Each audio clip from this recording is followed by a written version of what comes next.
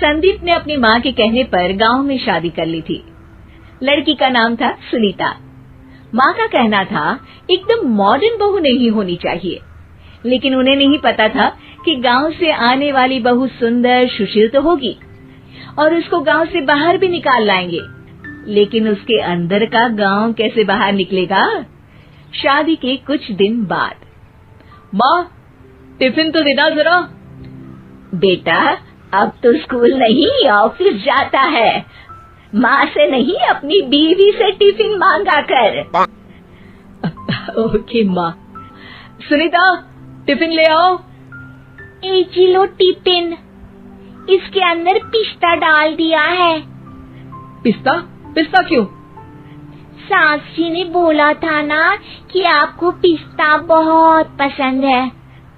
ओहो, मैंने पिस्ता नहीं पास्ता बोला था, पास्ता। पास्ता? कहीं होता है पास्ता? अरे बेटी तू रहने दे, मैं बना दूंगी। अच्छा किया कि पाव भाजी बनाने का नहीं बोला, वरना किसी के पाव बना देती है। सुनीता को बुरा लगता है, लेकिन उसकी नादान हरकतें कम नहीं होती।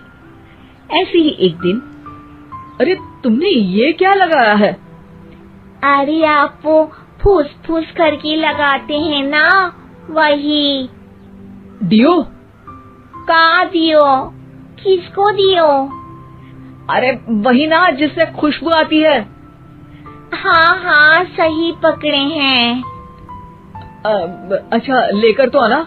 कौन सा डियो लगाया तुमने? अभी लेकर आते हैं जी।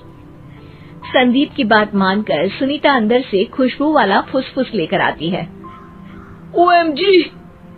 OMG मतलब ओ माय गणेश ना। अरे OMG छोड़ो, और ये खुशबू वाला फुसफुस की बात कर रही थी तुम? हाँ इसी की, फिर से सही पकड़े हैं। अरे देवी, लेकिन आप सही नहीं पकड़े हैं, ये डियो नहीं है। डियो नहीं है तो क्या लियो है? अरे ये रूम फ्रेशनर है, जिसको कमरे में छिड़कते हैं, खुद पर नहीं। कोई बात नहीं, माँ कहती थी आत्मा किराएदार है, शरीर एक किराए का कर्म। हम शरीर पे ये डाल लिए तो क्या फर्क पड़ जाएगा। अरे बहू, ओ बहू, मेरे लिए फल तो लिया, फिर मैं बाजार जाऊंगी। सुनीता अपनी सास के लिए फल लेकर आती है। अरे बेटा, पपीता, तरबूज और सेब फल ऐसे कैसे खा लूं? काट कर तो लिया। माँ जी, मेरे गांव में तो खेत से उठा के सीधा खा लेते हैं। अरे ये तेरा गांव नहीं है ना। अरे संदीप, तू ही कुछ समझा देना इसको बेटा। मैं कैसे समझाऊं माँ, ये तो माइक्रोवेव को भी भट्टी बोलती है। कल मैंने बोला हाय कैसी हो, तो बोलती है किसी को हाय नहीं लगानी चाहिए। अरे सुनीता, तेरा क्या होगा? अभी तो कैसे बताऊं माँ जी, अभी हम कुछ करेंगे फिर पता चलेगा क्या होगा, लड़का या लड़की। हे भगवान, कहाँ से आ गई है?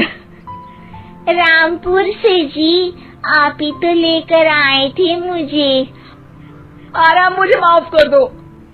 पहले कोई गलती तो करिए जी, आपकी तो सारी गलती माफ कर देंगे हम। हाँ अरे बहू, मेरी बात सुन।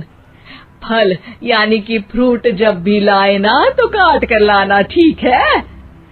जी ठीक है माँ जी, फल यानी फ्रूट यानी काट के लाऊंगी। सुनीता रोज ही कोई ऐसी हरकत कर देती जिसकी वजह से उसे घर में 2 बातें सुननी पड़ती। एक दिन, माँ मेरे बॉस घर पर आने वाले हैं शाम को, उनका बर्थडे है, फैमिली साथ नहीं रहती उनके, तो यही पार्टी कर लेंगे। उनको अच्छा लगा तो शायद मेरा प्रमोशन भी हो जाएगा। मैं ना फ्रूट केक लाकर फ्रिज में रख दूंगी और तेरे साथ आज खाना मैं बनाऊंगी, ताकि जब साहब आए तो खाने में कोई गड़बड़ ना हो। शाम को जब सारी तैयारियां हो जाती है, संदीप के साथ बड़े साहब भी घर आते हैं। फ्रूट केक तो ले आना बहू, फिर खाना खाएंगे। अरे इस सब की क्या जरूरत थी, आपने बुलाया वही काफी है। सर, आपका परिवार शहर में नहीं है तो हम ही आपके परिवार जैसे हैं सर। इतने में ही सुनीता फ्रूट केक लेकर आती है और बड़े साहब की टेबल पर रख देती है, और जैसे ही केक के ऊपर का बॉक्स हटाती है, ओह, ये क्या है? केक तो कटा हुआ है। मैं तो ऐसा नहीं लाई थी। आप मुझे शाबाशी दे सकती है माँ जी, मैंने ही केक काट दिया। आपने कहा था ना, फल यानी फ्रूट यानी हमेशा काट के लाना, तो फ्रूट केक भी तो फ्रूट ही है ना, तो मैंने पहले ही काट लिया। हूँ ना मैं समझदार। अरे बहू, ये क्या किया? केक हमेशा वही काटता है जिसका जन्मदिन होता है। तुझे एक बात भी समझ नहीं आती, एक नंबर की बेवकूफ है। पूरा माहौल बिगड़ चुका था। संदीप को लगने लगा था कि साहब उसे प्रमोशन तो दूर की बात है, कहीं डिमोशन ना दे दे, लेकिन साहब बीच में ही बोल पड़ते हैं। अरे कोई बात नहीं, ये इनकी बेवकूफी नहीं है, इनका भोलापन है। बेटा आप कहाँ से हो? रामपुर गांव से। अरे वाह, गांव से? फिर तो आपके गांव में ताजे फल और सब्जियां मिलते होंगे। हाँ, सही पकड़े हैं। हम तो काटते भी नहीं, सीधा खा लेते हैं।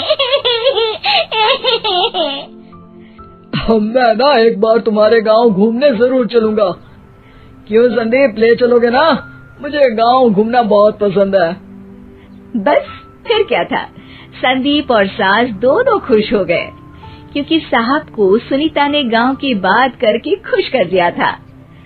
अब संदीप का प्रमोशन पक्का था।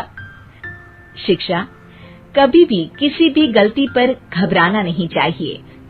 हो सकता है कि उस गलती की वजह से आगे बड़ा फायदा हो जाए।